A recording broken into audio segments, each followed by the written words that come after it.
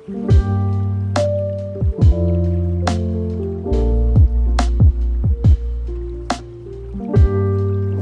көрермендер, сіздермен бірге мен Айгерім Гарифулла және бұл AG подкаст.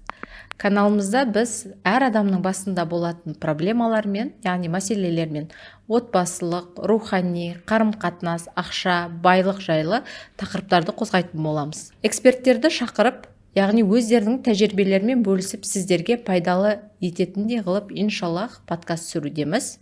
Бүгінгі қонағымыз белгілі психолог Табиғат Қаутай мырза. Ағай, қош келдіңіз. Рахмет шақырғандарыңызға. Ассаламағалейкум баршаңызға.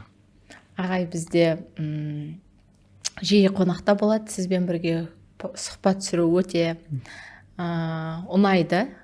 Көрермендеріміз де көп сұрайды. Иншаллах, қайырлы, пайдалы подкаст болсын. Әмин. Бисмиллах деп бастайық. Бисмиллах. Жұмыстарыңыз қалай болып жатыр?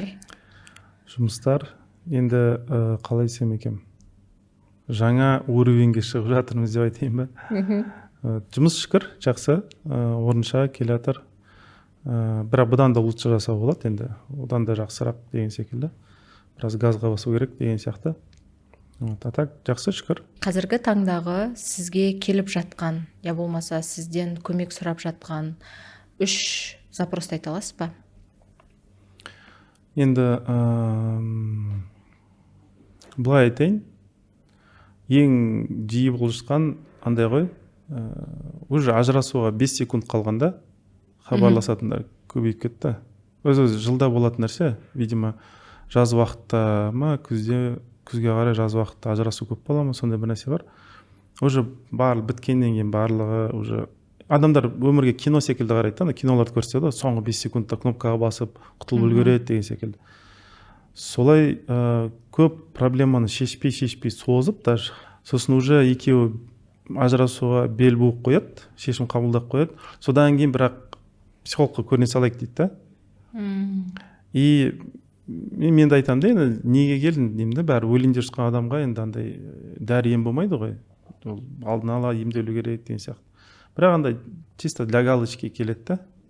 Сосын бірақ былай деп айтады, психолог көмектеспеді дейді да.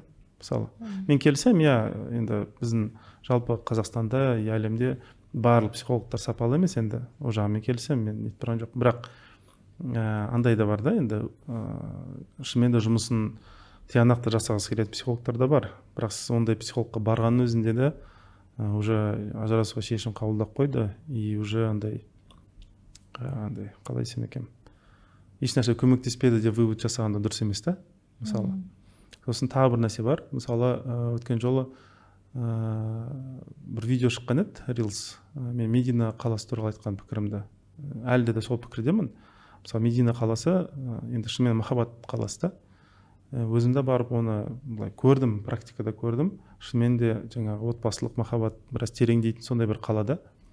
Бірақ сол Reels-тың астында, мысалы, тоже кейбір кісілер жазады, андай, біз бардық, бірақ көмектеспеді, бәрі ажырастық деген секілді. Енді бұл жерде андай ғой, дәрі көмектеседі, егер адам алдын ала бір нәрселер істесе, ал уже шешім қабылданғаннан кейін, уже барлық нәрсе өтіп кеткеннен кейін барып бір нәрсе істеуге тырысу, ол енді қалай десем екен, соңғы 5 минутқа қалдырған дұрыс емес, соңғы 5 секундқа қалдырған дұрыс емес. Тем более ажырасу секілді темалар, олар андай жылдар бойы жүретін нәрсе. Ол даже если өте отбасы бақытты болып тұрса да, ажырасу деген ойы болмаса да, бәрібір отбасыда андай жұмыс істеу керек та, енді қарым-қатынасын нығайту деген секілді сондай нәрсеге.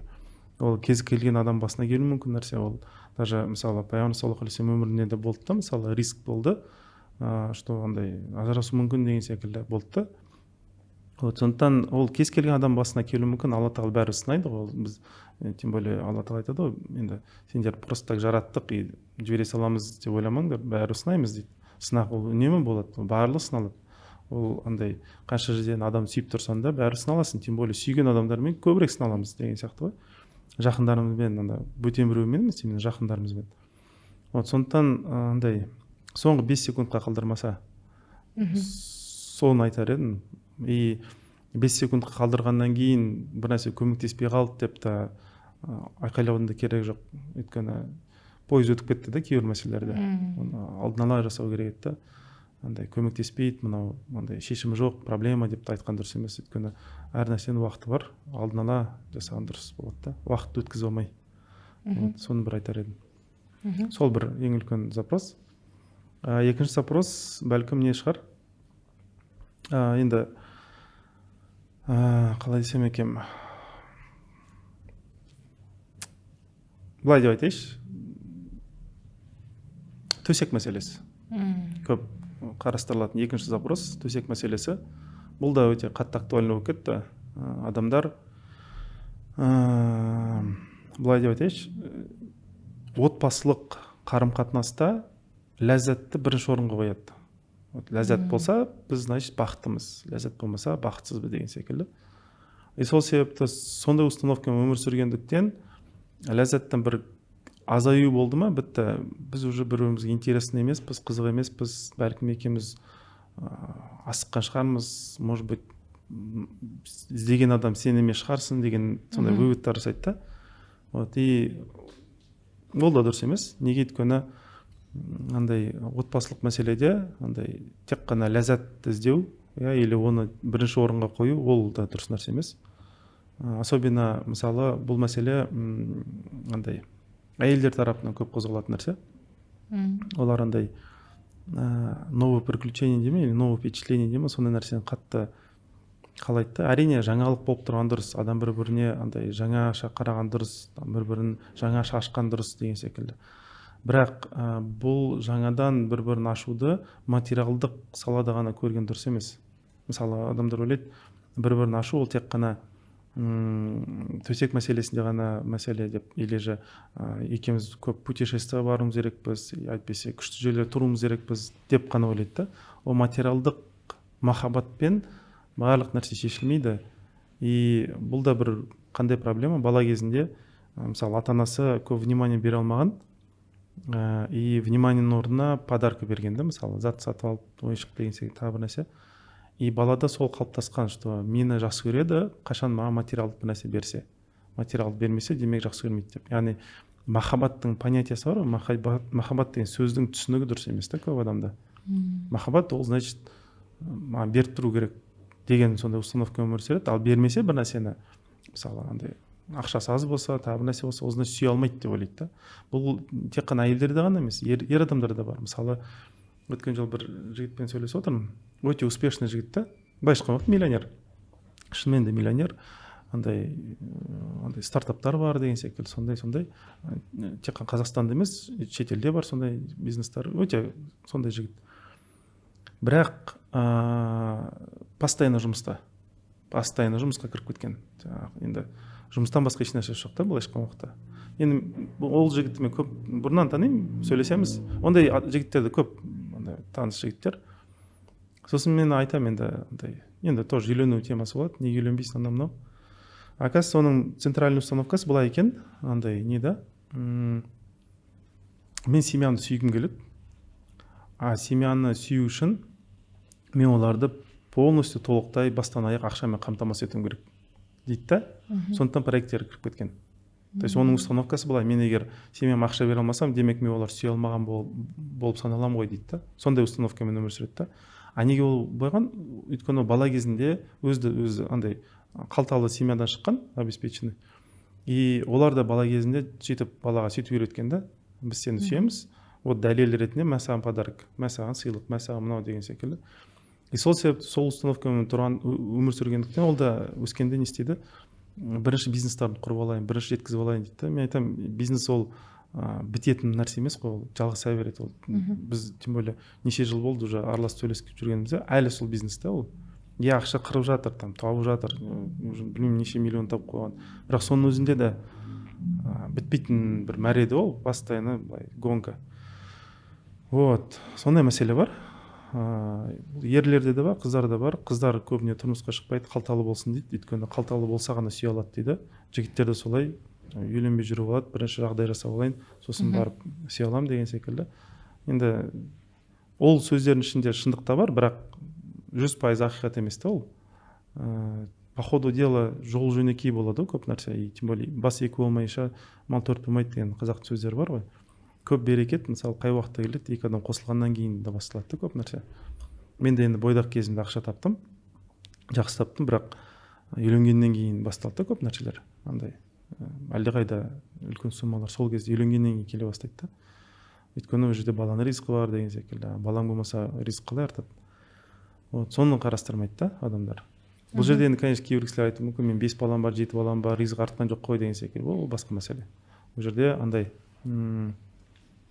қалай десем екен, Алланың заңдылықтарымен санаспаса адам, сол заңдылықтардың астында езіледі де қалады. Ол не деген сөз? Барлық нәрсені ойланып істеген дұрыс болады. Ойланып істеу керек. Тіпті бала туудың өзінде де андай шарттар бар. Мысалы шариғи шарттар бар. Қай уақытта бала болады, қай уақытта болмайды деген секілді. Оны енді имамдармен сөйлесіп көріңіздер. Адам ол жағында білген дұрыс та. Вот. Сондықтан бұл екінші мәселе, бәлкім. Үшінші мәселе ол андай ғой. Енді жеке өз басыма келген нәрсе, ол ниет тазалығы. Өз басым сол бір трансформация өтіп жатырмын. Кейбір нәрселерді енді инс дейді ғой, енді Құранда инс деген ұмытшақ, ұмытудан жаратылған деген сияқты. Адам ұмытады екен кейбір андай өзі кезінде қатты ұстанған принциптарды уақыт өте келе ұмытады екен. Мен де сөйтіп қатты кезінде ұстанған бір принципімді біраз андай екінші орынға қойып қойыппын да. Соны жуырда ғана ашылды ол мәселе. Как раз умраға барғанда ашылды. Меккеде жүріп, Аллаға шүкір. Мен де өзі солай, умраға барған сайын әйтеуір бір нәрсе ашылады. Бірақ өте андай ауыртып ашылады. Трансформационный ашылады ма сізде? Бажылдатып деген секілді, айқайлатып. Сондықтан бір принципімнен бас тартыппын. Бас тартқан жоқ, мындай біраз ұмыт құраппын. Сол принцип есіме түсіру мен қазір айналысып жатырмын. Сол осындай 3 ең маңызды мәселе шығар. Иншаллах осы 3 запрос бойынша тақырыптарды қозғасақ қазір. Жақсы. Мынау ұмытшақтықтан бастайыншы, иә? Шынымен де бізге оқуға келген кезде, мысалға, ханымдарды оқытып жатырмыз. Осы оқуға келген кезде басындағы ниеті басқа болады. Ниетті ұмыту. Айтады, отношениямды дұрыстайын деп едім. Қарым-қатынасымды дұрыстайын деп едім. Күйеуіммен қарым-қатынасты дұрыстайын деп едім. Осы үшін білім алайын деп жатырмын. Алғым келеді. Енді ханыммен біз жұмыс жасап бастаймыз. Орта жолға келген кезде адам шынымен де ұмытады екен. Басындағы ниетін. Уже орта жолға келгеннен кейін фокус басқа жағына құрылады да. Мысалға, мен енді отношениям туралы ұмытылады, енді басқа жағына қарай кетеді. Мысалы, ақша табу жағына қарай кетіп қалады, болмаса потенциал ашу жағына қарай кетіп қалады, осылай кетіп қалады. Не үшін адам өстіп ниетін ұмытып кетеді? Ол ненің жауабы 96 сүренің 1, 6, 7 аяттарында бар. Алақ сүресі бар ғой, оқы деген әмір. Ол жерде андай нәрсе қызық айтылады. Адам басына білген жоқ еш нәрсе дейді. Алла Тағала оған ілім берді, білім берді, оқытты, қалам ұстауды үйретті деген секілді. Бірақ кейін дейді адам өзінің мұқтаж екенін ұмытқан уақытта азат дейді. Азат қандай мағынада? Андай зұлымдық жасай бастайды, андай заңдарды ұмыта бастайды. Көп нәрсенің жаңағы запреттер бар ғой, енді мысалы принциптер бар деген сияқты, заңдылықтар бар, солардың бәрін ұмытып кетеді. Яғни былайша айтқан уақытта адам мынандай нәрсе, адам қай уақытта өзінің мұқтаждығын ұмытады, сол кезде құтыра бастайды. Грубо айтатын болсам, и ниет сол кезде бұзылады. Адамға өзінің шынымен де 24 сағат бойы Аллахқа мұқтаж екені есте болу өте үлкен бір шарт. Қашан ол мұқтаждығы бар жабылды, сол кезде күнә жасай бастайды. Сол кезде кетеді. Енді андай барлығы бар, ақша бар, анау бар, барлық нәрсе тойдым.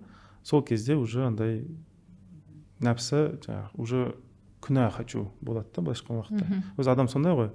Кішкентай бір халал нәрсені берсеңіз, үлкен халал нәрсені сұрайды. Үлкен халал нәрсені берсеңіз, тойған уақытта кішкентай харамды сұрайды. Кішкентай харамды берсеңіз, үлкен харамды сұрайды да. Сондай нәпсі сондай жүре береді ол. Ол тоқтамайтын нәрсе. Адам самодостаточность дейді ғой, андай зона комфортта жасап алайын, барлық нәрсе қолымда болсын, ешкімге мұқтаж болмайын ге қатты тырысады да. Неге? Өйткені сол моментте андай нені ұмытып кетеді, орнын ұмыта бастайды. Бір бейне бір андай бір мас әлемге кірген секілді болады да, бір транс состояние секілді. И сол кезде уже күнә жасау да оған нормально болып көрінеді да. А пока мұқтаж болып тұр, ол қысылады, ол жаңағы қарапайым болып отырсады, тәрбиелі болып жүруге тырысады, тақуалы болып көрінуге тырысады деген секілді ғой. Пока мұқтаж. Адамның өз табиғаты сондай да. Сондықтан адамға өте маңызды үнемі мұқтаж екенін, жаңағы әлсіз екенін, көп нәрсені білмейтін, көп нәрсені істей алмайтын. Біз шынымен де адамды андай әлсіз жаратылған дейді ғой мысалы. Сондықтан адам мұқтаждығын ұмытпау керек. Қай уақытта мұқтаждығын ұмытады, сол уақытта уже құтырады, жаңағы күнә жасай бастайды, уже көп нәрсені ұмытып кетеді. Вот, сондықтан жаңағы сұрағыңызға жауап андай ғой, неге адамдар ниеттерін өзгертеді? Өйткені оны бір нәрсе қысып келді. Консультацияға келді, оқуға келді, қысып тұрды сол нәрсе. Сосын ол бір шешімін берді Алла тағала. Ол қысқан кетті. Сосын барып нәпсі сыртқа шыға келді да, и жаңағы ниетті өзгертті, анау мынау деген секілді. Как будто ол проблеманың болмаған секілді, как будто ол проблема қайтып келмейтін секілді. Как будто андай Алла тағаланың андай ұстап тұрған уысынан қашып үлгердім, құтылдым деген секілді. Сондай бір ойға кіреді да адам. Жоқ, олай емес қой, енді Алла тағала өзі айтады ғой, қаласақ ұстаймыз сендерді дейді. Солай ұстаймыз, одан кейін жібермейміз дейді да. Сондықтан андай адам біраз нетпеу керек. Как только тойды, сол үшін бір жағынан айтады ғой, мысалы шахват, мысалы зина туралы тоже темаларда неге бірінші айтылған ораза ұста деп. Өйткені адам ораза кезде мұқтаждығын сезінеді да, и былай қысылады. Ал қай уақыт адам тойып алды, сол кезде басталады жаңағындай.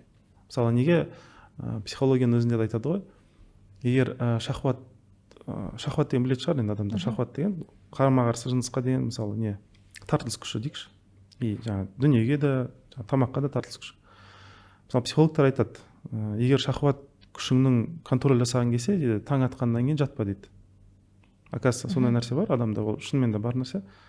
Таң атқаннан бастап түске шейінгі уақытта адам төсекте жатса, шахваты қатты құтырып кетеді ондай адамның. И содан кейін ол жаңағындай өзін ұстай алмайды, өзін жаңағы күнәға беріп қояды деген секілді сондай нәрселер болады. Адам өте маңызды таңғы уақыттарда горизонтальный дейді ғой, былай мынандай позицияда жатпаған. Ол бір нәрсемен айналысып жүру керек, бір нәрсе істеу керек. Оқи ма, тоқи ма, білмеймін, өзі бір нәрсемен айналысу керек. Әйтпесе егер төсекте жатқан сайын адам, ол андай шахват үлкейеді. И неге ол шахват үлкейеді? Өйткені төсекте адам өзі мұқтаж сезінбейді. Ол андай бір еш нәрсе қысып жатқан жоқ, сондай бір мас секілді сондай бір состояниеде болады. Сол себепті жаңағы күнәға тартылады. Сондықтан адамға өте маңызды постоянно өзін мұқтаж сезіну, постоянно ету. Бұл бір мәселе, енді ұзартып жауап бердім. Екінші мәселе де былай, адамдардың көбісі эмоционально өмір сүреді. Эмоционально қалай? Бүгін маған маңызды не нәрсе, мені қысып тұрған нәрселер ғана болды. Адамдардың көбісінде план жоқ. Мысалы, 1 жылдық план, 2 жылдық, 3 жылдық план, былай істейік, дамиық деген секілді әртүрлі сондай пландар жоқ.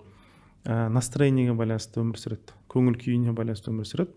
Егер бір нәрсе қысып тұрса, значит жаман деп ойлайды, бір нәрсе кең болып тұрса, жақсы деп ойлайды. Бірақ Алла тағала айтады ғой, сендер ұнамайтын нәрсенің артында көптеген жақсылық бар, қайыр бар деген секілді. И адам ситуативно деген қазіргі сәтпен ғана өмір сүреді да, и артын ойламайды. Сол себепті қазір не қысып тұр, қай сезім қысып тұр, қай эмоция болып тұр, соны шешіп алайын, кейін көре жатармын дейді. Бірақ оны сабыр ету деген нәрсе бар, мысалы, біраз ойлану деген нәрсе бар. Неге ол сезіммен қатты қысып тұр, неге басыма ол келді деп біраз ойлану, анализ жасау жоқ. Қазіргі ситуация. И ондай адамдарды тәрбиелеу де қиын. Неге? Өйткені демек ондай адамды постоянно шымшып тұру керек. Сол кезде ғана қимылдайды да ол. Яғни шымшыған кезде ғана жүретін адамды не істеуге болады? Оны өйтіп, ондай адам тек қана өмір бойы шымшылып өту керек та ол уже. Сөздер жаман да ол. И даже мысалы андай ислами орта ғасырдың мысалы әдебиеттерін қарайтын болсақ, именно поэзиясын, мысалы исламская поэзия дейді ғой, сол жақтарды көретін болсақ, ондай адамдардың мысалы көбіне есектерге теңеген. Ал андай лидер адамдарды аттарға теңеген. Мысалы ат пен есектің айырмашылығы нәрсе де, енді ат жылқы баққандар біледі. Бір рет қамшымен ұрсаңыз ол шаба береді мысалы, иә. А есекте ондай емес екен. Есекте постоянно бір таяқ болады, сен түртіп тұру керек та, постоянно түрту керек. Қашан алып тастайсыз, таяқты ол жүрмей қояды. Вот адамдардың да сондай екіге бөлгенде жаңағы поэттар, орта ғасырдың нелер, жаңағы ақындары, кейбір адамдар жаңағындай есек секілді шымшып тұрсаң ғана жүреді деген секілді, қашан жаңағы жібердің, бітті ол тоқтап қалады. А кейбір адамдарға бір рет жаңағы от алдырады, и ол шаба береді, уже самостоятельно деген сияқты, өз бетімен сөйтіп сипатталады да. Енді бұл жерде айтып тұрған жоқ, көрермендерге андай есекпен теңеліп деген сияқты. Бірақ ойланатындай да нәрсе бар да енді.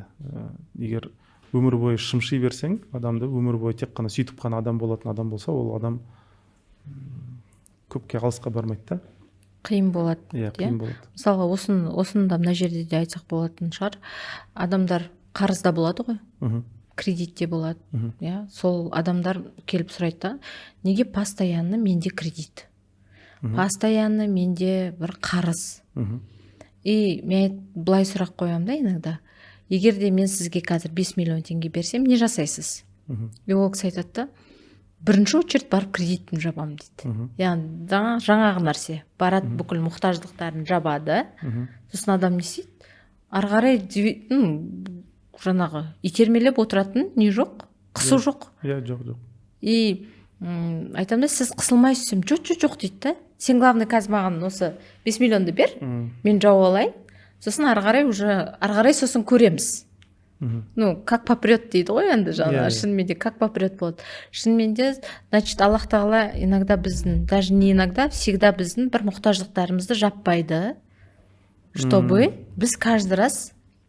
Иә, адам қимылдап тұру керек, адам просто келген жоқ бұл өмірге, жата салып, ана хайуан секілді бүйтіп жатып, несін шөбін күйсеп деген секілді. Адам қимылдап тұру керек, бірақ адамдар жаңағы біреулер өзі ойланып қимылдайды, біреу тепсе ғана қимылдайды. И көп адамдардың категориясы тепсе ғана қимылдайтындар да олар. Сол себепті әрине жаңағындай проблема, приключения кіріп жүреді неше түрлі. Онсыз болмайды. И өміріне былай айтайыншы, бәлкім ауыр тер, бұл сөз грубо айтатын шығармын. Көбісінің өмірінде мағына жоқ вообще. Вообще мағына жоқ.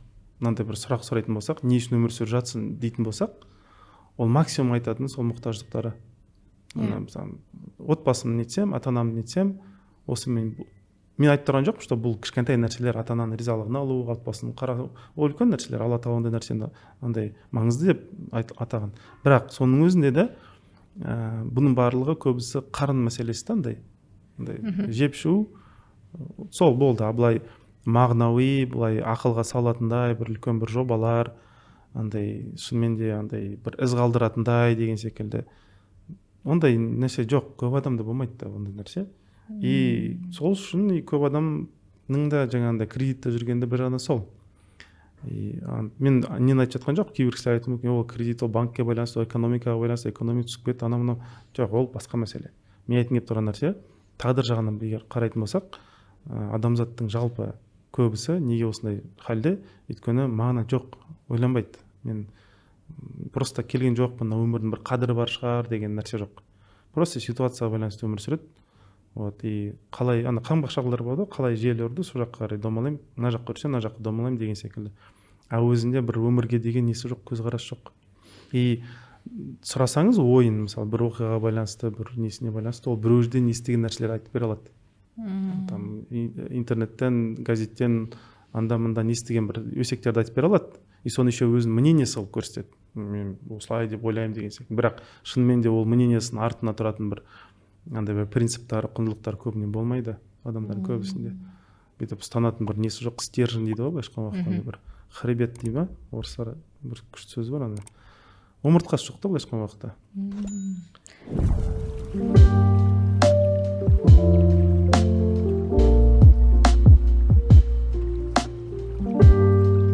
Енді ағайсы жаңа айтып жатсыз ғой, мән мағына, мақсат жоқ адамдардың, кейбір адамдарда деп. Осыған байланысты бір лайфхак ба, я болмаса қалай адам өзінен бір жақсылап планировать ете алады өмірін. Сол пландағанда именно қай жерден планировать ету керек, сол туралы айтып бере аласыз ба? Мысалы, не істеу керек? Басында енді ұрысып алдым.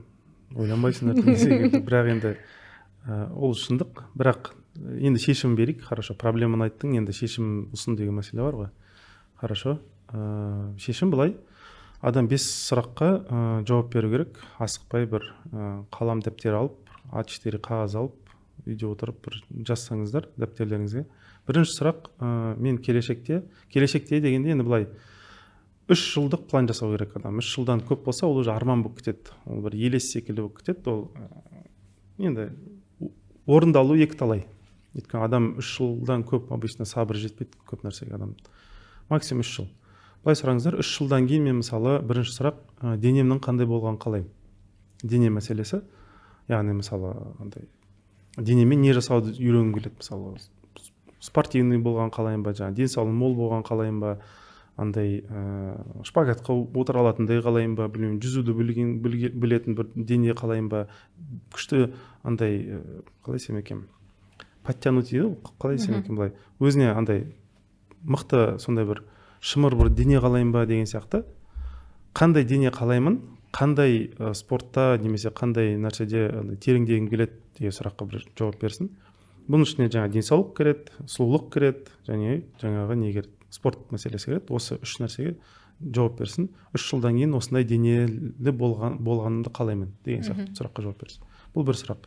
Екінші сұрақ: 3 жылдан кейін ақылым қандай болғанын қалаймын. Ақыл мәселесі ол былай: қай салада тереңдегім келеді, қай салада маман болғым келеді, қай салада специалист жақсы бір не болғым келеді. Адамдар менен жаңағы кеңес сұрайтындай, мысалы менімен санасатындай, сондай бір қай бір салада тереңдегім келеді, и сол саланы 3 жыл бойы зерттейін деген сондай бір не берсе өзіне.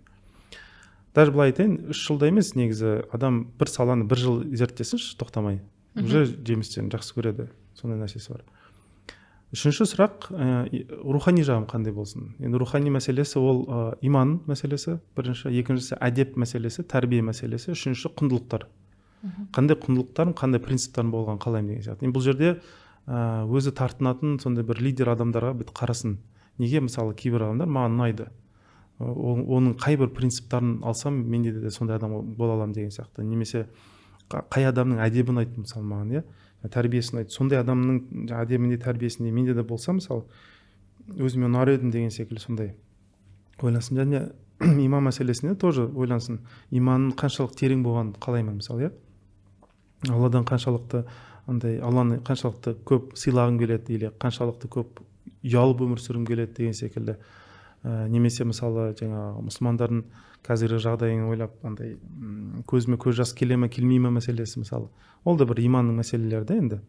Вот, немесе пайғамбар саллаллаху алейхи вассаламға деген, немесе асхабы керамға, мысалы, радиаллаху анхум, сол кісілерге деген жаңағындай махаббатым қаншалық терең болған қалаймын деген сияқты. Бұл рухани сұрақтар. Яғни 3 жылдан кейін осындай бір рухани бір халде болғым келеді деген секілді, сөйтіп біраз не сұрақ сұрасын өзіне. Төртіншісі ол араласатын, былай бірге андай шайға отыратын, бірге өмір сүретін, бірге кездесіп тұратын сондай бір орта, былайша айтқанда. Сондай бір ортаның қандай болғанын қалаймын. Кімдермен араласқым келеді, кімдермен ой пікір бөліскім келеді, кімдерден үлгі алғым келеді деген сияқты. Өйткені адам былай ғой, біз мысалы көп адам курс оқиды, жаңағы кітап оқиды деген секілді, бірақ ең көп қалатын білімдер олар практика жүзінде қолданылған білімдер. А практика жүзінде ол сол нәрсені уже жасап жүрген адам жанында жүрсеңіз, ол сізге ақыл айтпай-ақ та жанында жүріп, уже адам нете бастайды. Соған ұқсас бір әрекеттерді бастап кетеді, істеп кетеді. Ол адамда бар оны. Кішкентай балаларды көрінеді, мысалы, қай топқа балаңызды салсаңыз, сол топтың уже қасиет қабілеттері баланың бойында көріне бастайды біртіндеп. Сондықтан адам адамнан нетеді, андай үлгі тұтады, бір-біріне қаласа да қаламаса да. Сондықтан төртінші сұрақ: кімдермен араласқым келеді, араласатын орта қандай болған қалаймын деген секілді. Бесінші сұрақ, енді бұл ақша мәселесі, көп адамға қызық нәрсе. 3 жылдан кейін қалтамда қанша ақша болған қалаймын. Бұл андай табатын ақша емес, былай, бұл андай бөлек тұратын, андай әрдайым қолдануға ашық сондай бір қанша көлемде ақша болған қалаймын деп. Осындай 5 сұраққа жауап берсе дұрыс болады. Осы 5 сұраққа жауап бергеннен кейін примерно адамда не басталады, андай келешекте өзінің бір андай дамыған бір версиясы, дамыған бір тұлғасын көре бастайды да, соған тартынады. бірақ әрине бұл жерде мынандай нәрседе айту керек. Кейбір адамдар айтуы мүмкін, ой, қолымнан келмейді, ондай бола алмаймын ғой, анау мынау. Ол бос әңгіме. Егер шынымен де қаласаңыз, сондай бір 5 сұраққа жауап беріп, сол бір образға тартылған дұрыс болады. Сол істерге не болсын. Адамдар андай кезінде не болады ғой, карта желания деген көбейіп еді ғой, мысалы. Вот, сол карта желанияның орнына осыны қолданыңыз да, бұл более практичный, более реалистичный нәрсе. Вот, сондықтан осы 5 сұраққа жауап берсе дұрыс болады, иншалла. Кеше сол осы нәрсе туралы қай жақтан есіме түсіп жатыр. Кеше бір ханым жазып жүріпті да, бір жылдың ішіндегі өмірді қалай өзгерттің деген нәрсеге.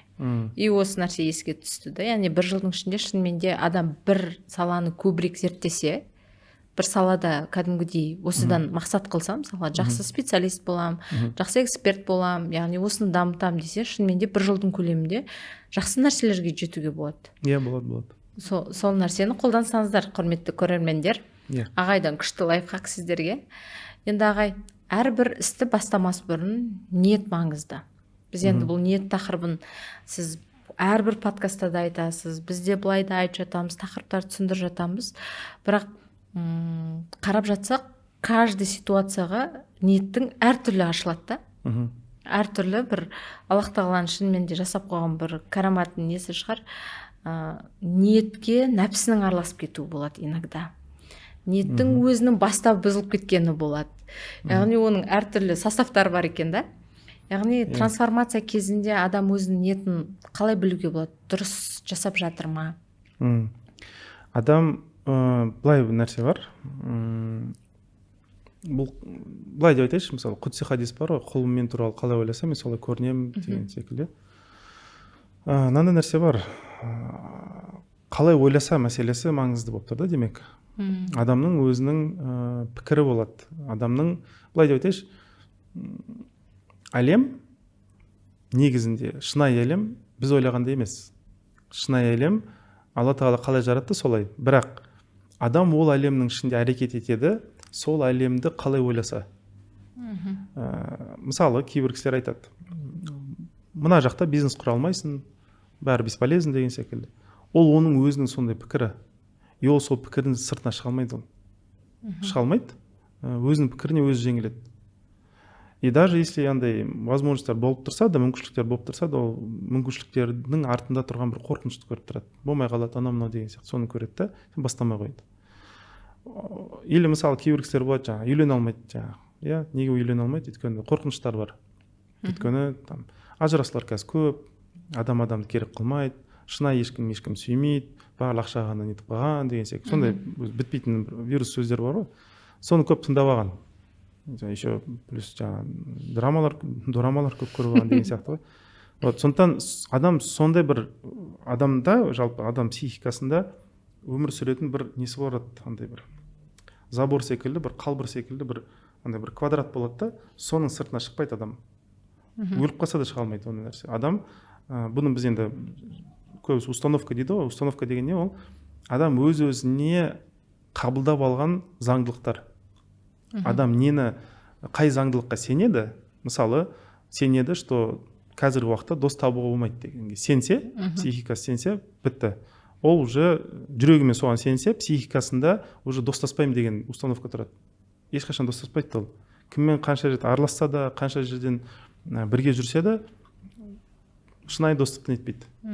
Или мысалы жүрегімен сенсе, мысалы андай соңына шейін мына істі алып барам деп сенсе, онда психикасында берілмеймін деген установка тұрады. Онда адам қанша жерден естісеңіз де, нетсеңіз де, адам нетпейді. Ол тарихта талай рет көрсетілген нәрсе. Тіпті мысалы концлагерлерде, түрмелерде отырған кісілерге де тоже эксперименттер жасалған, талай психологтар көп жасаған ондай нәрсені. И тексереді, мысалы қарайды, и өлмейтін адамдар да бар да, мысалы. Енді түрме секілді ауыр шарттарда, тем более вообще концлагерден мысалы шыққан адамдар да бар да, ол жерде вообще хайуани нәрселер жасалған да адамдарға. Ол жерде енді ешкім білмейді, кейін ол документтер ашылып, кейін жылдар өткеннен кейін, бір ғасыр өткеннен кейін ғана ашылып жатқан кейбір мағлұматтар бар ғой. Бірақ адамдар сондай хайуани, өте жаман, өте қатыгез, өте андай тозақ десе де болатындай андай бір условиялардан қалай тірі шығады. Өйткені адамдардың іштерінде установка болған, шығам бәрібір деген сияқты. Әрине Алла тағала бұның бәрін беріп тұрған, өлмейсің десе өлмейді ғой адам. Бірақ неге Алла тағала өйтіп берді? Өйткені хадисте өзі айтты, қалай ойласаң солай көрінемін мысалы. Сондықтан адамның мнениесі дейікші, былайша айтқанда ой өрісі, не нәрсе сенуі бұл өте маңызды нәрсе. Адам сенеді, содан кейін Алла тағала береді. Андай нәрсе жоқ, сен бірінші маған беріп ал, сосын барып мен саған сенемін деген нәрсе жоқ. Алла тағала айтады, сен бірінші, сосын барып болады деген секілді. Сондықтан ниет мәселесіне келетін болсақ, адамның ниеті, былай енді қысқартып айтатын болсам, адамның ниеті өзі сенген нәрселерін сыртына шығып кете алмайды.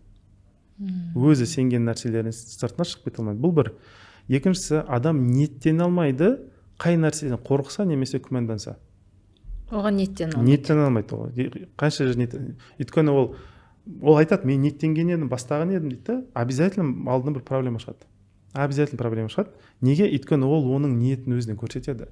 Өзі солай ғой, мысалы, даже пример келтірейін, мысалы, кейбір кісілер диетаға отырады. Айтады, бүгіннен бастап, мысалы, пәленше тамақтар жемеймін. Именно сол күні біреу торт алып келеді, именно сол күні бір подарок алып келеді, или бір тойға шақырылып қалады, тағы бір нәрсе. Неге ондай болады? Өйткені Алла тағала адамды айтқан сөзімен сынайды. Иә, сен маған заявление бердің, мысалы, ниетіңмен жаңағындай заявление бердің, енді осылай өмір сүремін деп. Ну хорошо, осы сөзіңе тұра аласың менде. Мәселесі ғой бұл. Вот сондықтан бұл кез келген нәрседе, ол жаңағы диетадан басталсын, любой кез келген нәрседе адам бір нәрсе сөз берсінші, сол сөзімен обязательно сыналады. Ол мүмкін емес сыналу. Вот сондықтан андай ғой, ниет мәселесі, не нәрседен қорқып тұрса, ол жерге ниеті бара алмайды. Ол жерде ниеті сынатта қалады. Бір жерде қадалады, содан кейін бірақ өзін ақтау үшін бірақ айтады адам. Енді жағдай болмай қалды, бітпей қалды. Аллах тағала нәсіп етпеді. Иә, сондай, сөйтіп, өзін сөйтіп кішкентай болған психологиясы ғой, 5-ті мен алдым, 2-ді мұғалім қойды деген. Ол сөйтеді ол. Бірақ егер бір нәрсе сенсе, ол жерде ниеті кәдімгідей ашылады. Ол жерде ниет ашылады и до конца соңына шейін барады. Сондықтан формула былай, адам не нәрсеге сенеді, сол сенген нәрсенің шеңберінде ғана ниеттене алады. Одан әрі қарай ниеті баспайды. Енді бұл жерде психологтың енді мақсаты не? Адамға не нәрсеге сенетінін оған көрсете алу. Өйткені адам көбіне сенім деген не ол? Сенім деген балық судың ішінде жүреді ғой. Сол секілді нәрсе. Балық суды қалай көрмейді, сол секілді адам не нәрсеге сенетініне хабар болмайды көбіне. Көбіне хабар болмайды. Сол себепті ғой сенімі оны жеңіп тұрады. Бірақ адам қай уақытта бүйтіп балық судан шыққан секілді бүйтіп адам сенімін сыртына шығып бүйтіп өзіне бүйтіп мен не нәрсеге сенемін деп өзін қарастырса сенімін, сол кезде ол сенімін өзгерте алады. И мысалы сахабаларда практика болған, әрбір неде отырыс жасаған, қалай істеген, екі кісі мысалы кездеседі и бір-біріне айтады, давай екеуміз иманымызды жаңалатайық дейді. Қайттан сөз берейік дейді. Қайттан шынымен де соңына шейін баратынымызды, шынымен де осы істі алдық па до конца жеткізетінімізді, осыған сөз берейік деген сондай несі болған, практика жасайтын болған да. И адамдарға бұндай нәрсе өте маңызды жасау керек. Әрбір мысалы жұма күні бір сөз берсе өзіне, осы аптаның ішінде бір нәрсе істеймін, или әрбір айда өзіне сөз берсе мынаны істеймін, или бір жылда мынандай сөз берсе мынаны істеймін деген секілді. Адам сөйтіп ниетін тазалап тұру керек. Тіпті неке қиылған кісілердің өздері де бір-бірлеріне жаңағы ниеттерін тазалап тұру керек. Неге? Өйткені андай неке андай нәрсе емес. Бір рет имам келді кесе салды, содан кейін ол железобетонно до конца тұрады деген нәрсе жоқ. Ажырасып жатқандар өте көп қой. Неге? Өйткені басында берген сөздерін ұстағысы келмеді. Мәселе сода да. Кейін, конечно, олар айтады, ой, ол күйеуім нашар болып шықты, әйелім нашар болып шықты, ол келін андай болып шықты, мындай, ол кейін болады нәрселер. Бірақ шынымен де просто адам сөз ұстағысы келген жоқ, берген сөзін ұстағысы келген жоқ. И ол енді адам өтірік айта алады. Бірақ о дүниеге барған уақытта ол сылтаулар жүрмейді. Адам конкретно көкірегі ашылады, көкірегінен шынымен де айтқан сөзіне берік емес екені көрсетіледі, бетіне басылады. Сондықтан қысқаша айтатын болсам, ниет сенген нәрсесін шеңберіне шықпайды. Ал сенген нәрсесін адам уақыт өткен сайын пересмотр дейді, қайттан бір тест жасап, анализ жасап тұру керек. Не нәрсеге сенетінін бір сараптап тұру керек. Психологтың бір жағынан жаңағы керектігі сода. Өйткені адам көбіне өзіне өтірік айта салады, а психолог тұрады айтады, сен негізі мынаған сеніп тұрсың. Мысалы, әйелдерде көп қандай күйеуін жамандайды мысалы. Жамандайды. Неге? Өйткені ода бір сенім бар. Алла тағала ер адамдар жаратқан уақытта обязательно дефект салып береді деген секілді. Сондай бір нәрсемен сенеді. То есть нормальный еркек жарата алмайды. Неге? Өйткені бала кезінен андай әкесінің мысалы кейбір қылықтарын көрген, сол қылықтарын анасы оған көп айтып отырған, әкең көрдің ме, нашар, баланың бір жері қисық болды ма, әке жаққа тартқан деген секілді сондай айтып отырады ғой көп. Мысалы соны құлағына құйып тастағандықтан анасының наным сенім системасы мен жүйесімен өмір сүргендіктен ол қыз бала өскен уақытта не істейді, анасының копиясы. Өзінің дара бір несі жоқ, андай бір өзі тұлға ретінде сыртқа шыға алмайды. Неге? Анасының қалбырының ішінде өмір сүріп жатыр да. Хотя анасы бәлкім дауына қайтыс болып кеткен де шығар. Бәлкім тіпті әжесі де мысалы деген сияқты. Бірақ адам соның ішінде өмір сүреді да. И содан кейін бақытты бола алмайды. Неге? Өйткені келген күйеуі оның өміріне керек қылып жіберілген адам. Ал бірақ ол қыз не істеп жүр? Анасының программасымен жүр, жобасымен, жаңағы жүйесімен жүр, көзқарасымен жүр. Анасының көзқарасына бұл еркек келмейді ғой. Иә. Соны түсінбейді да ол. Анасының көзқарасына әкесінің несі келген еді. Бірақ адамдар сондай нәрсе бар. Жаңағы мен қазақта жалпы айтқан ғой, ұяда не көрсе, ұшқанда соны алады деген мәселесі бар ғой. Сондықтан ұяда солай көрді. Содан кейін сенді, что енді бұдан былай еркектерге ешқашан сенбеймін деген установка қалыптасты, бітті. Одан кейін күйеуі не істесе де, шпагатқа отырса да, аспанға секірсе де, ақшалай да барын жағдайын жасаса да, ешқашан нетпейді. Шүкір осындай күйеу болғанына деп бір айтпайды. Енді осымен қалай жұмыс жасау керек, ағай? Жасау керек дегенде андай нәрсе, мен былай сұрау керек. Менің бойымда, менің ақыл есімде, санамда шынымен де менің ойларым ба? Әлде бір жақтан маған сіңдірілген ойлар ма? Мен мысалы, неге мысалы кейбір нәрселерді ұнатамын, кейбір нәрселерді ұнатпаймын. Ұнататын нәрселерімді қай уақыттан бері ұната бастадым? Кім айтты маған ұнатуды? Бәлкім ата-анам ұнатқан шығар, сондықтан мен ұнаттым деген секілді.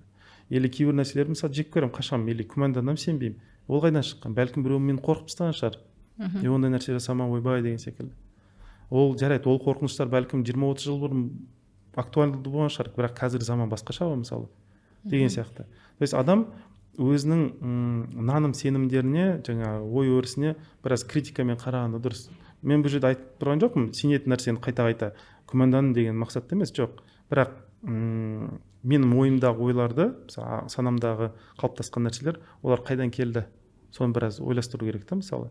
Өзін салыстырып көрсін, мысалы, мен әкеме қалай ұқсаймын, анама қалай ұқсаймын, олардың бәлкім қылықтарымен ойланбастан өзім алып алған шығармын. Неге алып алдым ондай нәрселерді деген сияқты. Адам өзі Алла тағала андай принцип қойған ғой, адам білетін іліммен әрекет жасаса, білмейтіндер өтіледі деген. И өзім психолог ретінде айтайын, мысалы, мен өз бойымдағы кейбір қылықтардың, мысалы, әкемнен келген, кейбір қылықтардың анамнан келгенін өстіп өз-өзімді зерттей отырып түсініп алдым да. Әрине бұған біраз уақыт кетті, жылдар кетті анамна, бірақ это того стоило деген демекші, андай шынымен де нәтижесінде Аллаға шүкір мен қазір түсінемін, мысалы, андай неге мен кейбір ситуацияларда белгілі бір реакция көрсеткен. Өйткені тура сондай реакцияны мысалы тура әкемнен көргем. И тура сондай реакцияны мысалы анамнан да көргем деген сияқты. И қазір мен өзім түсініп отырмын. И түсінгеннен кейін уже ол нәрсені алып тастауға болады да, жеңіл. А пока мен түсінбедім, жылдар бойы ойладым, ол табиғаттың қалауы деп, оказывается, ол табиғаттың қалауы емес деген секілді нәрселер шықты да. Бұл әрине бұл біраз қазып, андай самоанализбен келген нәрселер, но жасап көру керек та ондай нәрсені, ол өте маңызды. Адам тәуелсіз өмір сүргені өте маңызды. Яғни тәуелсіз дегенде андай басқа адамдарға тәуелді болмай, олардың программасының ішінде, жобасының ішінде, жүйесінің ішінде, көзқарасының ішінде өмір сүрмей, өзінің бір өмірге деген дара бір көзқарас болу керек та. Бірақ адамдар бұны немен шатастырады? Андай білімнің көптігімен шатастырады. Адамдар ойлайды, менің білім көбейген сайын мен шатаса бастаймын. Иә, андай менің андай горизонтым үлкейеді деп. Жоқ олай емес. Өте көп оқыған кісілер бар. Бірақ әлі ата-анасының сөзінен өтпейді. Әлі жаңағы бала кезінде олар кекетіп біреу мазақтаған, сол мазақтың сыртына шыға алмаған. Әлі өзін закомплексованный сезінеді. Білімі көп бірақ. Сондықтан білім емес бұл жерде шешетін мәселе. Бұл жерде адам таңдау жасау керек. Бір, екіншісі жизненный опыт, өмірлік бір тәжірибеге сүйену керек та, тек қана оқыған білімдеріне ғана емес. Өйткені оқыған кітаптар ол біреу жазған кітаптар. Оның заманда актуалды болған мәселе шығар. Біздің заманда ол басқа мәселе актуалды болып тұрады да. Адамдар типі өзгерді деген секілді. Орта ғасырдың қазағы мен қазір қазақты салыстыру мүмкін емес. Ол уақытта қазақтар басқаша ойлады, біз қазір басқашамыз деген сияқты. Ол уақытта 13 жаста найза ұстай алатын жігіттер болған мысалы. Қазір кешірім сұраймын, енді ер азаматтар, бірақ 40-53-ке келіп те найза ұстай алмайтын жігіттер бар да енді. Вот сондықтан басқаша қарау керек та көп нәрсеге.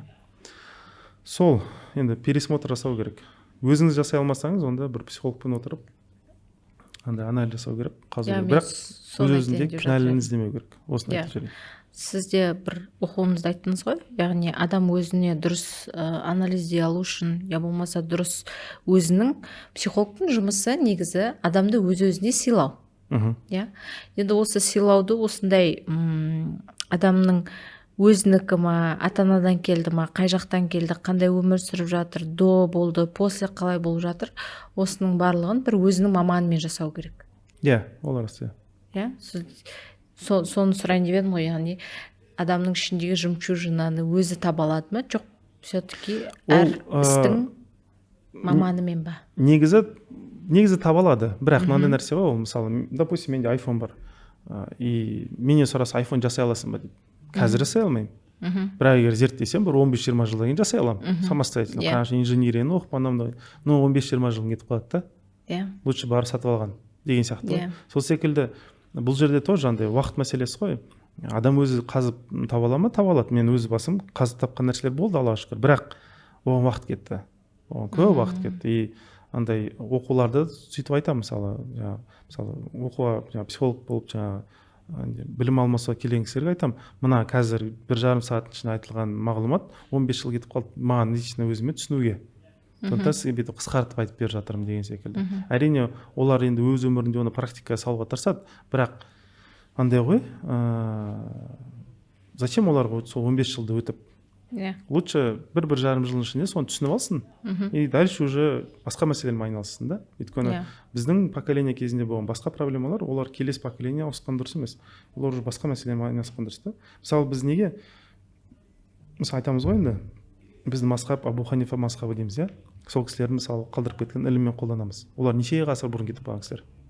Енді олардың сол уақытта қалған білімдер неге әлі күнге шейін қолданамыз? Өйткені олар, оказывается, өз заманында бүкіл проблемалар шешкен екен. Шешіп болғаннан кейін сосын барып отырып былай ойластырған. Ал келешекте мынандай проблема шықса ше, қалай шешкен дұрыс болады деген секілді гипотетически ақылмен біраз андай не жасаған, эксперименттер жасаған. Сондықтан олардың жазған білімдер өзінің ғасырынан тасып кеткен. И сол себепті біз оны актуалды түрде қолдана аламыз деген секілді. Сондықтан адамды өзінің өміріне сөйтіп қараса дұрыс болады. Жарайды, қазір мысалы мен проблемалар шештім, одан кейін тағы келетін проблема болса қалай шешер едім деген сияқты. Сөйтіп үнемі андай дамуға біраз ашық болу керек те енді. Вот, сондықтан иә енді қысқаша осылай.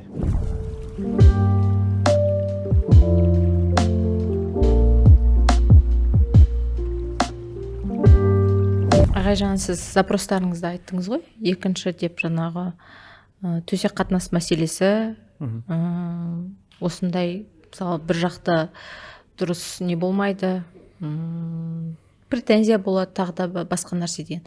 На самом деле шынымен де еркек пен әйел бір-бірін рухани қамтамасыз етіп отыру деген жағына айтсақ. Иә, и бұл андай да бар, мысалы сүннетте де бар ондай мәселе. Мысалы пайғамбар саллаллаху алейхи ва саллям төсек мәселесіне келген уақытта айтады, андай әйелдеріңді бас салмаңдар деген сондай нелер бар да, андай.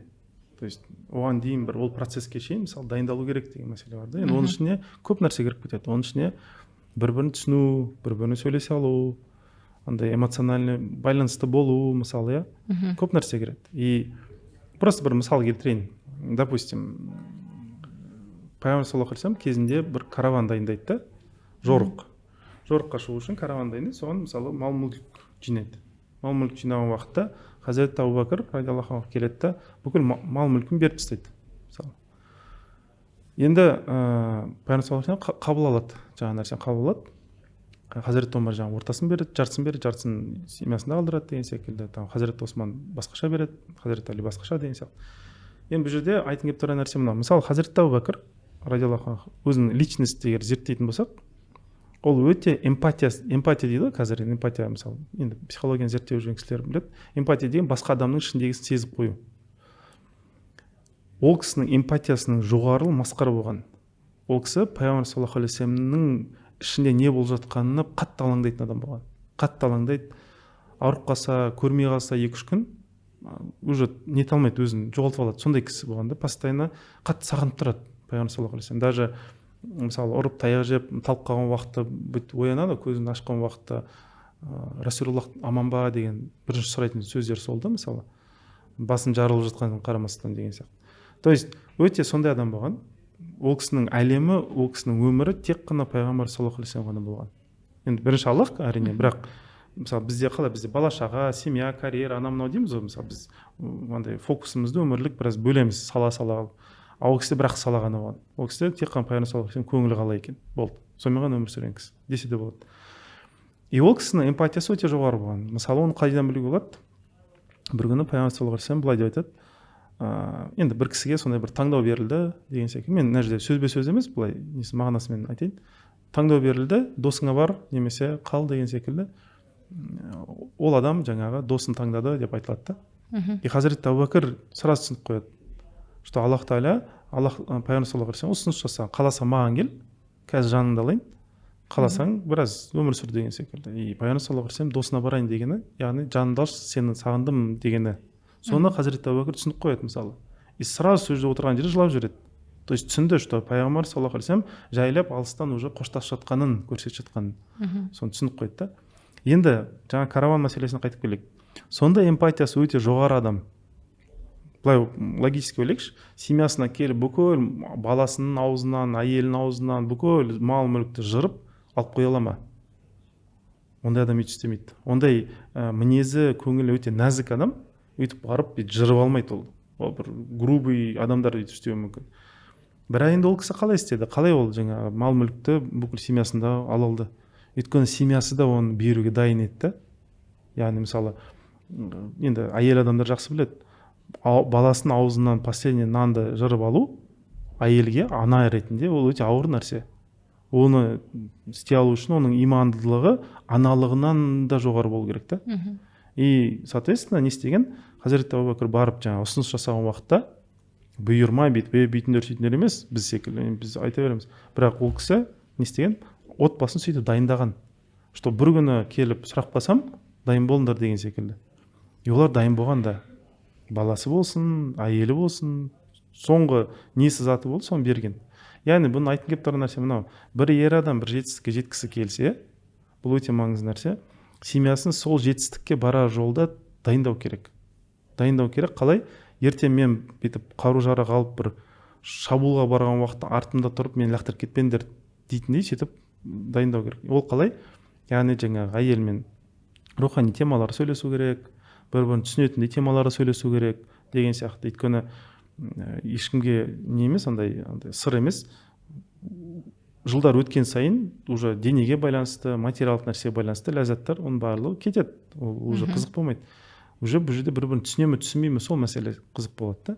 Вот сондықтан былай да енді бұл екінші әйел темасына да келетін нәрсе. Мысалы, ер адам неге екінші әйел іздеу керек? Егер бірінші әйелмен түсінісіп тұрса, барлығы нормальный орында болса, ол жағынан әйел де тоже біраз ойланып көру керек та.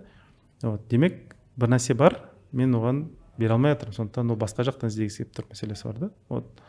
Ер адам да тоже өз жағынан ойлану керек. Бәлкім мен әйеліме толықтай рухани жаңағы тәрбиеге байланысты, ішкі әлемге байланысты әңгімені жүргізбейтін шығармын. Может, содан кейін бір-бірін іздемейміз мәселесі нету керек та. Сондықтан бұл жақта анау кінәлі, мынау кінәлі емес, бірақ екеуі де екі жақтан ойланып, біраз андай бір-біріне дос секілді қараған дұрыс болады. Тек қана кинолар көрсеткен романтика, өліп сүйіп, анау махаббат күйіп жанып ондай ғана емес, кәдімгідей спокойно достық. То есть спокойно андай кез келген уақытта мен бір нәрсе айтсам, ол мен түсінетіндей болу керек та. Ол мені андай бір командада екенімізді түсіну керек та. Өйткені мен бір нәрсе деймін, ол алады мен лақтырып кетсе, немесе мен былай істеймін, ол басқа жақтан ұратын болса, ол жерде достық жоқ, ол жерде андай жарыс бар. Ол жерде демек күйеу мен әйел бірімен жарысады. Кім көбірек ақша табады, кім көбірек, кімнің туыстарына көбірек подарка береміз, кімді көбірек тыңдаймыз. Мына жаңа туған бала нағашына көп тартқан ба, өз еліне көп тартқан ба деген секілді. Бұның барлығы жарыс, бұның барлығы салыстыру, бұл дұрыс нәрсе емес.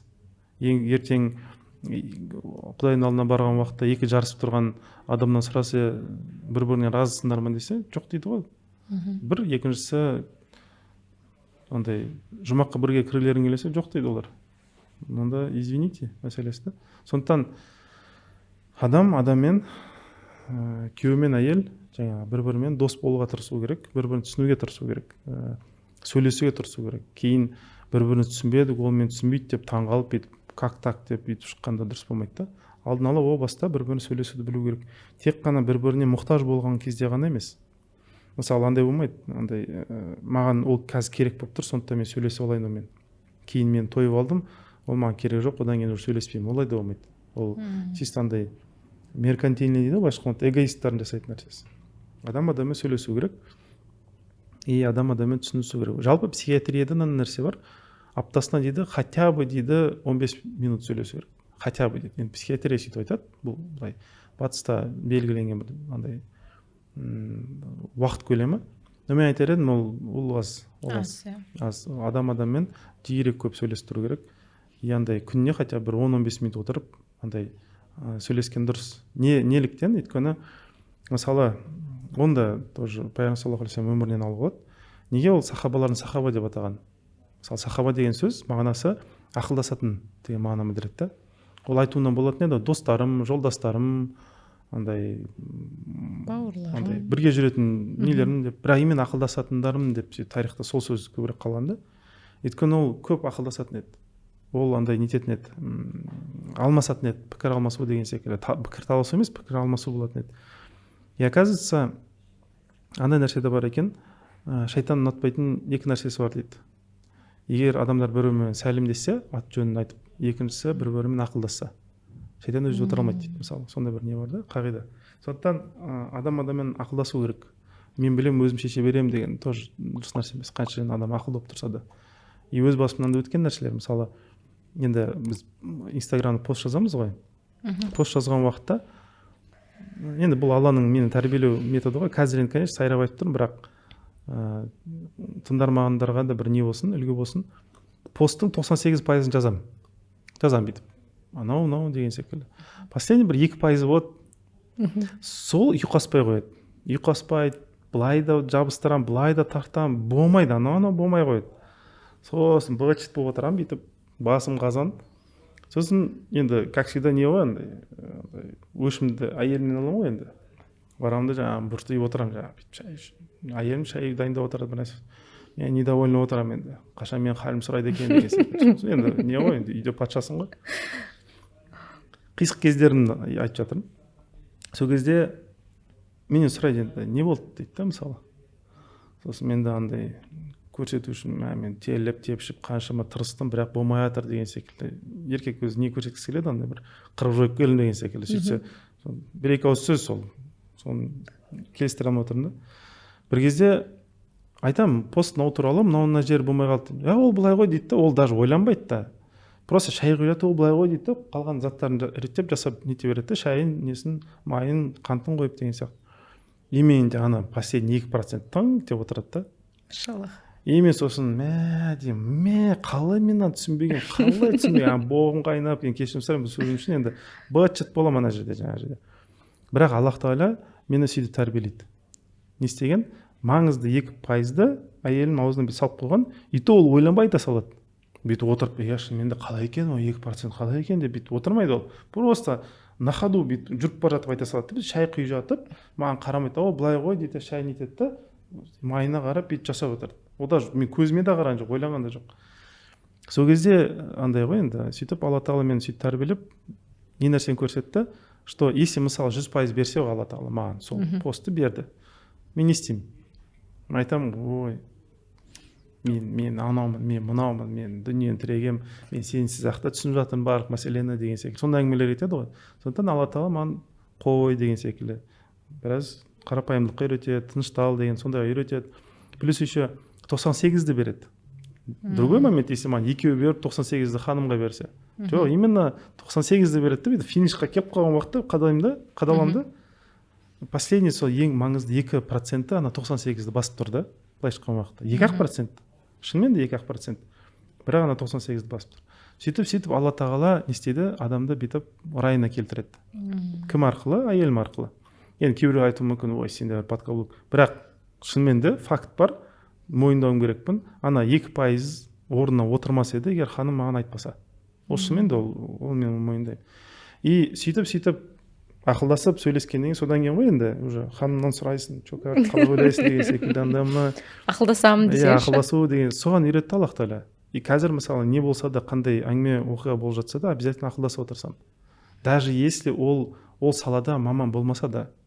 Мен мысалы көп сала бар, енді адамдардың көбісі мен психолог деп біледі, хорошо психолог, бірақ мен зерттейтін көп сала бар психологиядан басқа, жаңағы социология болсын, жаңағы политтехнология секілді нәрселер, басқа көптеген салалар бар, которые мен өзім хобби ретінде зерттеймін. И сағаттар бойы отырып не оқимын, не көремін, обязательно көп қарастырамын, көп материал қарастырамын.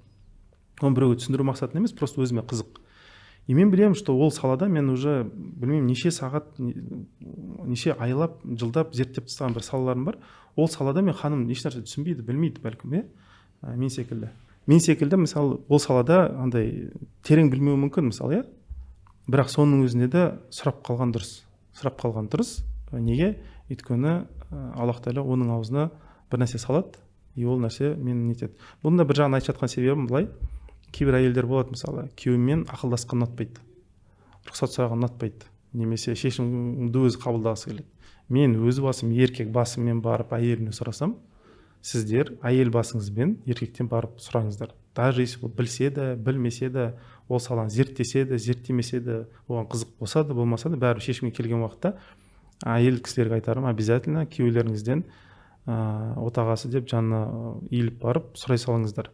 Әйтпесе шешімді өздеріңіз қабылдап қойсаңыздар, кім шешім қабылдайды, содан сұрау болады. Сондықтан бұл жерде ақылдасқан өте маңызды, өте маңызды. Берекесін көресіздер иншаллах. Я осы жерде де мынандай кейстер де келеді ғой. Яғни ханымы білім алып жатады. Я мысалға психологты оқытады, былай рухани дамып жатады. Бірақ күйеуінің ешқандай бұл нәрседен хабары жоқ деп ойлайды. Но на самом деле біз психолог болсақ, біздің мысалға жұбайларым, енді ер адамымыз, бізден де 2 есе 1000 рет психолог. Кішкентай жана сұраса айтып береді. И даже бір ханым хабарласып айтады, Айгерім ханым, сіздің айтқаныңыздың барлығын күйеуім оказывается күнде жататын кезде маған айтады екен дейді. А мен естімедім дейді. Маған оказывается нужно было сізден естуге. Енді сізден естіп алып ана кісіге барып бір күшті анонс қылып айтайын десем, қойшы мен саған түнде де жататын кезде соны айтып жүрген жоқпын ба дейді. Бұл андай категория адамдар болады, енді кешірім сұраймын бұны айтқан, дәлелдердің құрбаны болып кеткен кісілер. Дәлел іздейді. Мысалы, Алла Тағала алдына алып келеді, жеңіл жолда алып келеді бір ақиқатты. Бірақ ол айтады, мен сенбеймін дейді, пока біреу маған дәлелдемейінше дейді. Сосын сырттан барады да дәлел іздейді. Дәлелдеді ме, содан кейін ақиқатты қабылдайды да. Яғни ақиқатты менсінбейтін адамдар болады. Алдына келді, дәлелсіз қабылдамаймын дейді. Мысалы, бұл адамдарда жиі нететін нәрсе. Әрине дәлел маңызды, өйткені өтірік информация да көп қой әлемде. Бірақ бұны қылып алған адамдар көп. Уже андай привычка деймін, қалай десем екен, барлық нәрсе сөйтіп қарайды. Сөйтіп скептик ретінде қарағандықтан тұрып қала береді. Өйткені андай не ғой, көрінген нәрсені адам күмәндана берсе, өмір сүре алмай кетеді. Адам ондайдан есі ауысып кетеді ғой. Сондықтан жаңағы сіздің айтқан примерде ол просто дәлелдердің құрбаны болып кететін сондай бір адамдар болады. Ондай адамдар көп. Алдын алып келеді, Алла Тағала жеңіл жолмен алып келеді. Вообще жеңіл жолмен, жаңағы күйеуінен де айтып тұр ғой, жеңіл жолмен. Но бірақ барып оқу керек, ақшасын төлеу керек, отыру керек, соны есту үшін. Кейбір негізі жалпы психология қазіргі таңда Қазақстанда психология жоғары деңгейде емес. Неге жоғары деңгейде емес? Өйткені қарапайым жай просто өмірлік тәжірибемен шешілетін нәрселер бар. Психологқа да қаралмай-ақ та. Солардың өздері шешпейді көп адам. Сол нәрселерден әлі шыға алмай жатыр психология қазір. Өте примитивный сұрақтардан шыға алмай жатыр да. Негізі психологияның зерттейтін андай өте жақсы терең тақырыптары бар. Ол тақырыптарды енді біз жаңа обучениеде психологтармен зерттейміз, нетеміз. Бірақ қазіргі жалпы халық терең сұрақтарға нетпейді. Кірмейді андай. Просто шешу оп-оңай бір-екі адам отырып сөйлесіп түсіне салатын теманың өзін психология деп қатты күрделі қылып жасауға тырысады. Ол керек жоқ. Просто екі адам отырып сөйлесе жеткілікті. Көп нәрсе шешілер еді. Енді ағай бірінші запросқа келік. Қазіргі таңдағы ең қалай айтсам екен, Қазақстанда жақсы бір, енді жақсы деп айтпаймын, енді жоғары орындарда тұр ажырасу бойынша. Мысалға қаншама семьялар бар, жаңа сіз айтқандай 5 минут қалғанда психологқа барып тұрған, 5 минут қалған кезде ақыл сұрайтындар, 5 минут қалған кезде шешімімді өзгерте саламын деп көретіндер.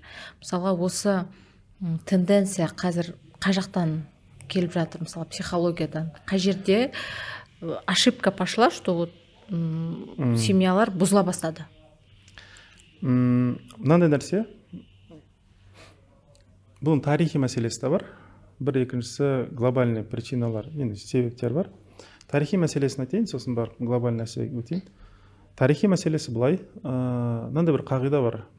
Қашан үлкен кісілерде кішкентай балаларға, өзіне кейін келе жатқан ұрпақтарға мейірім азаяды, сол кезде кішкентай ұрпақтың үлкен кісілерге деген құрмет азаяды деген қағида бар. И бұл бізде көп.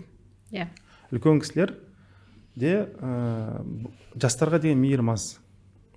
Көбіне андай критика. Не болып кеттіңдер, бүйттіңдер, сөйттіңдер деген түсінгісі келмейді. Бірақ біз кезінде күшті едік дейді. Біз кезінде күшті едік, бүйтіп едік, сөйтіп едік деген секілді. Бірақ іс жүзіне қарайтын болсақ, кеңес одағы болды, анау болды, мынау болды. Қарасаңыз, қазір кеңес одағы жоқ. Күшті болса, ол мемлекетті сақтап қалар еді бәлкім. Бірақ сақтай алмады. Айтын келіп тұрған нәрсе мынау, критика көп болғандықтан, мейірім көзімен, аяныш көзімен қарамағандықтан үлкен кісілер жастарға. Жастар да в ответ, былайша айтқанда, жауап ретінде мейіріммен қарамайды, андай сыйластықпен қарамайды үлкен кісілерге. Енді сыйластық неге маңызды? Егер жастар үлкен кісілерді сыйлайтын болса, онда үлкен кісілердегі халықтың жинаған, ұлттың бойында жиналатын андай құндылық болады ғой. Соны үлкен кісілер жастарға сөйтіп бере алады. Үлкен кісілердің андай мудрость дейді ғой, даналығы қалай беріледі, егер жастар үлкен кісілерді сыйласа. Сыйластық өте маңызды бір көпір секілді нәрсе. Ол бір мост, бір байланыстыратын нәрсе да. Сондықтан бірінші үлкен кісілер жастарға мейіріммен қарау керек.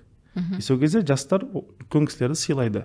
Сыйлағандықтан соның құрметіне үлкен кісілердегі даналық жастарға келеді. И жастар немен айналысса да ешқашан үлкен кісілерді ұмытпайтын болады. Ылғи да жадында сақтап жүреді. Мен атам мынандай адам болған, әжемнен күшті сөздер естіген едім, әкем былай айтқан еді деп мақтан тұтатын болады да ата-анасын. Бірақ қазір қарасаңыз, ата-анасы мақтан тұтатын адамдар өте аз. Өте аз. Не то что мақтан тұту, реніш анамна деген. Демек, мына жақта жастарға мейірім жоқ, мына жақта жастардан үлкен кісілерге деген сыйластық жоқ. И соответственно үлкен кісілерден оларға жастарға келетін даналық жоқ. Осындай бір проблема бізде, бұл андай бір тарихи бір проблема болып кетті. Енді осы жағдайда үлкен кісілер жастарды сыйламайтын сезіп тұрады, көріп тұрады. Бірақ жастарға контролін жүргізгісі келеді, әмірін жүргізгісі келеді. Вот сол кезде манипуляциялар кетеді. И ажырасудың бұны не алып келе жатыр? Мен ажырасуға, ажырасуда көбісінің ажырасу себебі өйткені ата-анасы араласқан отбасына, қолын сұққан, араласқан. Жалпы өзінің ғана күйеуінің немесе әйелінің ата-анасы емес, өзінің ата-анасы да семьяға араласқан, өзінің ойларын айтқан, андай қалай десем екен, бүйтсей баланы былай тәрбиелемейсіннен бастап неше түрлі жаңа айтып тастаған. И адамда енді семья менікі, мысалы, допустим, мен үйлендім, семья менікі. Бұл семьяда әйел тура маған керек қылып жаратылған. Мен де оған керек қылып жаратылған. Екеуміз бірімізге сай Аллах Тағала сөйтіп жұп қылып жараттын еді ғой, бір-бірімізге сай жасалғанбыз. Бірақ егер менде әкемнің немесе анамның программасы тұрса, әйелінде оның ата-анасының программасы тұрса, екеуміздің мысалы бірімізге сай келуіміз, егер менің программа менде болып, оның программасы онда болса, онда барлығы жақсы болатын еді. Бірақ мен егер өмірге деген көзқарасым ата-анамдікіндей болса, онда мен ана кісі не подхожу, келмеймін да. Өйткені менің программам 20-30 жыл бұрынғы болған қазақтың программасы. Ол программа қазіргі уақытта келмейді. Алла Тағала өзгертіп тұрады. Қазіргі жағдай басқаша, қарым-қатынастар басқаша, құндылықтар басқаша деген секілді. Осы заманға сай береді Алла Тағала маған бүкіл қабілеттерді. Менің қабілеттерім 30 жыл бұрын келмейтін еді қазақ халқына. Қазіргі қабілеттерім қазіргі қазақ халқына келеді, мысалы. Бірақ егер мен 30 жыл бұрынғы қазақ халқының программасын жазатын болсам, ол келмейді. Ол келмейді, ол андай орнына бетіп отырмайды да. Ол бір бөгде, бір андай бір чужой нәрсе секілді бүйтіп үнемі өзінің басын қылтитып андай нетпейді, практика жүзінде проблема шығарып тұрады. Сондықтан ажырасулардың проблемасы үйленген уақытта ер адам мен еркек ретінде үйленіп жатқан жоқ, мен пәленше кісілердің ұлы ретінде үйленіп жатырмын деген установкамен кіреді. Қыз балада тура сол істейді. Мен дара өзім қыз келешек ретінде тұрмысқа шығып жатқан жоқ, мен пәленше кісілердің қызы ретінде тұрмысқа шығып жатырмын. Яғни семейный, былайша айтқанда отбасылық ненің ішіне, жүйенің ішіне, ана жобаның ішіне кірген уақытта артына бір нәрсе алып кіреді да ішке қарай. Ата-анасының көзқарасын, мынау ата-анасының көзқарасын, и осының ішіне, осы қазанның ішінде екі адам емес, мына жақтан екі ата-ана, мына жақтан екі ата-ана, өзін екеу 6 адамның көзқарасы бетіп қопарылып жатады да ішінде. И плюс еще ата әжесі араласып, ол тіпті 10-15 адам бір қазанның ішінде бас әулет болып кіреді ғой. Иә, ол мүмкін емес. Ол жерде жүйе орнықтыру мүмкін нәрсе емес ол. Егер ол мүмкін болса ғой, онда біздің халықта бірнеше хан болатын еді. Бірақ жүйеде жүрмейді ондай нәрсе. Сондықтан практика жүзінде ажырасулардың көбісінің проблемасы осындай бір тарихи бір андай не, үлкен кісілерде жаңағы жастарға мейірім кету, жастардың үлкен кісілерге деген сыйластық кету. Сол себепті үлкен кісілер жастардың үстіндегі өзінің контролін жоғалтып ала ма деп қорқады да, әртүрлі жаңағы манипуляциямен не істейді, араласады ішіне. Иә. Бірақ өздері ойлайды, біз дұрыс жасап жатырмыз деп ойлайды. Біздің сөзімізден аттап өтсе, онда ол бақытсыз болады. Біздің сөзіміздің шекарасында ғана жүретін болса, онда бақытты болады деп сөйтіп сенеді. И сонымен басуға тырысады. Бірақ іс жүзінде ол нәрсе жүрмейді. Вот, ол бір нәрсе бар. Бұл жерде енді адамдар ойлап қалмасын, мен жаңағы үлкен кісілерді кінәлап жатыр, не жатырмын. Жоқ, ондай мақсат айтқан жоқ. Просто тарихи бір сондай бір проблемамыз бар екенін айтқым келеді.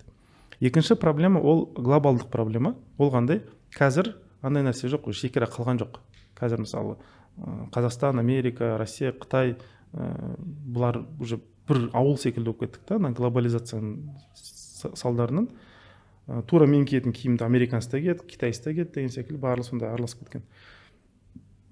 Сол себеп мына интернеттің, мысалы экраннан көретін телевизор или сотка жаңағы компьютердің несінен қытайлардың өмірге деген көзқарасы, американецтердің өмірге деген көзқарасы, жаңағы ресейліктердің өмірге деген көзқарасы маған да жетеді ол бәрібір. Бір подкасттармен, әңгімемен, анамен, мынамен жетеді. И мен сосын қазақи ақылыммен орыстың или американецтің или қытайдың көзқарасын өміріме практика сала тырысамын. И сол жүрмейді. Сол жүрмейді. Былайша айтқан уақытта ойлаңыз, мысалы мен ромашка гүлі болса, ромашка гүлінен роза гүлінің иісін талап еткен секілді бір нәрсе келмейді. Екеуі де гүл, бірақ бөлек нәрсе деген сияқты. И адамдарда не жоқ қандай. Мынау біздің көзқарасқа, біздің халыққа, біздің этносқа, біздің ұлтшылдыққа, ұлтымызға келе ме бұл мәселе? Келмей ме? Ол жағы қарастырылмайды. Просто аламыз да жасай саламыз. Мысалы жастарымыз TikTok көреді, сол жерде бір балалардың билегенін көреді. Бірақ ол биледі, қандай музыка, қандай өлеңге биледі, ол шетелдік шығарылған бір американецтер шығарған бір өлеңі мысалы. Соған биледі бала. Ол ішіне сіңді. Ол демек сырттан бір нәрсе келді уже. Оны бүйтіп іштей алып бүйтіп қорытып, бізшесін әлі ешкім шығарған жоқ. Кейін 15 жыл, 20 жылдан кейін уже сырты денесі қазақ, бірақ ой өрісі қазақ емес адамдар көбейіп кетеді. И оларға бүйтіп қазақи сөйлесеңіз уже жүрмейді. Ол нетпейді, қабылдамайды ондай нәрсені. Сондықтан адам біраз нету керек андай. Біздің ішімізге не кіріп жатыр сыртқы әлемнен? Ол кіріп жатқан нәрсені біз қорытып үлгеріп жатырмыз ба? Алатын нәрсеміз бар ма, алмайтын нәрсеміз бар ма? Ол жағында қарастырып жатқан ешкім жоқ, былайша айтқан уақытта. И ажырасуға да бұл тоже әсер етеді. Өйткені Америкада немесе Қытайда белгіленген отбасылық модельдер бар. И сол модельдерді келіп басқа культурадан, басқа мәдениеттен келген қазақи семьяға бүйтіп салып қойсаңыз, ана быт-шыт шығады. Ешқандай не болмайды. Жараспайды. Ол BMW-ның мысалы деталін Mercedes-қа тыққан секілді бір нәрсе. Ол BMW-да қалу керек, ол Mercedes-та қалу керек деген секілді. Сондықтан ажырасуға осы екі нәрсе қатты әсер етеді. Жаңа біздің тарихи өзіміздің құндылықтар, өзіміздің тамырдан ала алмауымыз, бір екіншісі басқа әлемде болып жатқан нәрселерден бір нәрсе алуға тырысуымыз. Тамырымызды жұлып алды, и еще басқа андай мүлдем басқа жерге барып отырылдық, егізілдік, жаңа и сол жерде өсуге тырысып жатырмыз. Содан кейін ажырасулардың болатын содан сол. И андай өтірік емес, не мысалы тоже әйелдер, иә, мысалы көбісі кімдерге еліктейді жаңағы андай инстаграмдағы жаңағы өте танымал кісілерге көбісі шетелдіктер деген сияқты соларға нетеді да тартынады и солармен ақылдасады, былай іштей ақылдасады да, менің орнымда мына актриса тұрса не істер еді деген секілді сондай, иә. Бірақ жанында отырған күйеуімен мысалы қатты ақылдаспайды и сол проблема. Бірақ айтуы мүмкін кейбір кісілер, мен несін ақылдасамын, мен түсінетін адам емес, анау жоқ, бірақ Аллах тағала ішіне салып қойды ол нәрсені.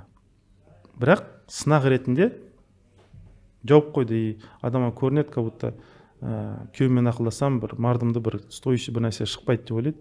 Бірақ ол сынақ, ол сырттай сөйтіп көрінеді. Бірақ бір сөйлесіп көрсінші, ана анекдот бар ғой, интернет өшіріп қалып еді, сосын күйеу мен әйел бір айтады, сен нормальный адам екенсің деген сияқты. Сол секілді ол анекдоттың ішінде де не бар, андай шындық бар. Просто сыртқа алаңдай бергенше бүйтіп іштей де бір сөйлескен дұрыс, әңгімелескен дұрыс, жаңағы қайтадан ақылдасу мәселесі ғой, алмасқан дұрыс та. Вот.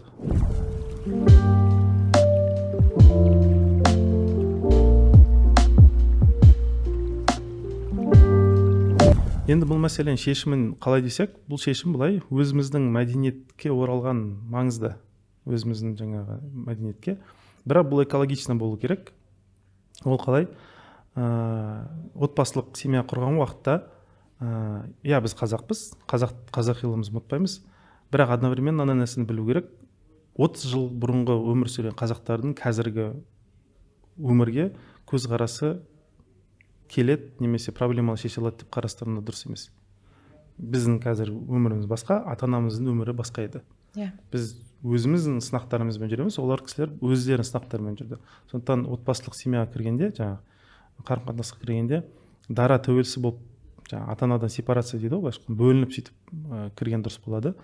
Бөлініп деген лақтырып кету мақсатында, мағынасында ойламаңыздар. Жоқ, сыйлаймыз, жақсы көреміз, қадірлейміз, қолымыздан келгенше қызмет етеміз, бірақ білу керек, мен өзім дарамын, өзім жалғыз жауап беремін.